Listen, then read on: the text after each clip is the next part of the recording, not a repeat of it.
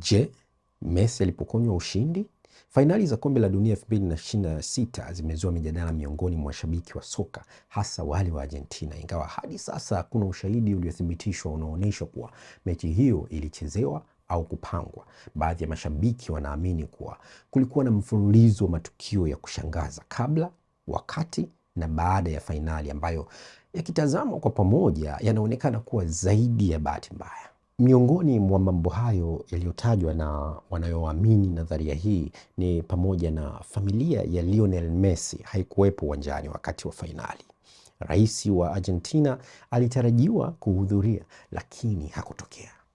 Diego Simeone ambaye alikuwa anaonekana kwenye mechi nyingi sana za Argentina katika mashindano hayo hakuwapo kwenye fainali. Enzo Fernandez alitolewa kwa kadi 2 za njano. Baadhi ya mashabiki walihoji maamuzi ya mabadiliko ya kocha Lionel Scaloni. Argentina haikupiga shuti lolote lililolenga lango ndani ya dakika 90 na ilimaliza dakika 120 ikiwa na mashuti 2 tu yaliyolenga lango. Spain ilitawala mpira kwa umiliki wa pasi 800 huku Argentina ikiwa na chini ya pasi 300. Argentina ilipoteza mpira mara kwa mara hata baada ya kurejesha, jambo ambalo si kawaida kwa timu hiyo iliyokuwa imeonyesha kiwango cha juu katika mashindano hayo. Jambo lingine lililozua mjadala ni video iliyosambaa ikimwonyesha Lionel Messi ndani ya chumba cha kubadilisha nguo akiwaambia wachezaji wenzake, tulieni, twendeni tukacheze mpira. Baadhi ya mashabiki wamejiuliza, kwa nini nahodha aliona umuhimu wa kusisitiza utulivu kabla ya kuingia uwanjani? Je, kulikuwa na jambo lilokuwa limewaathiri kisaikolojia? Hilo halikuthibitishwa, lakini video hiyo imeendelea kuongeza mjadala mbalimbali, na mimi sijaithibitisha rasmi kama hiyo video ni halisi au ya akili mnemba, lakini ukiingia hapo katika search bar andika Messi locker room speech, hapo itakuletea na utaiona. Imetafsiriwa kwa Kiingereza japo alikuwa anaongea kwa lugha yao, na wewe unaweza ukapata kung'amua baadhi ya mambo 2-3.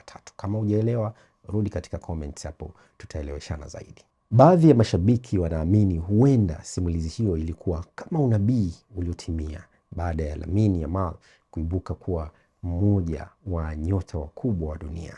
Hata hivyo, wengine wanaona hiyo ni tafsiri ya kihisia tu na si jambo lililopangwa. Baadhi ya mashabiki pia wanataja matukio yaliyotokea baada ya fainali, ikiwa ni pamoja na mjadala kuhusu tuzo ya Golden Ball na swali la kwa nini Rodri alichaguliwa badala ya Lionel Messi.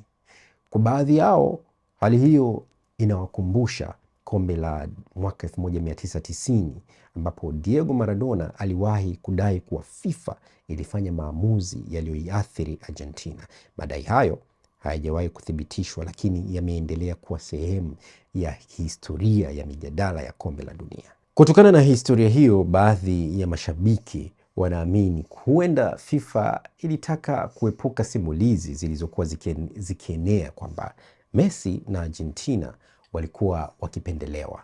Kwa mujibu wa nadharia hii, kushindwa kwa Argentina kungeweza kusaidia kulinda taswira ya FIFA na kuondoa mashaka kuhusu uaminifu wa mashindano hayo.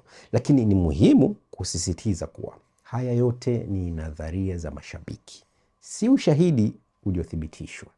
Majeraha, maamuzi ya makocha, kadi, kiwango cha timu na utoaji wa tuzo vilivyofanyika pale uwanjani, inawezekana kabisa kwamba Spain ilikuwa bora zaidi siku hiyo na ilistahili ushindi, lakini kama ilivyo kwa matukio mengi makubwa ya kihistoria katika soka, mjadala inaendelea kwa miaka mingi.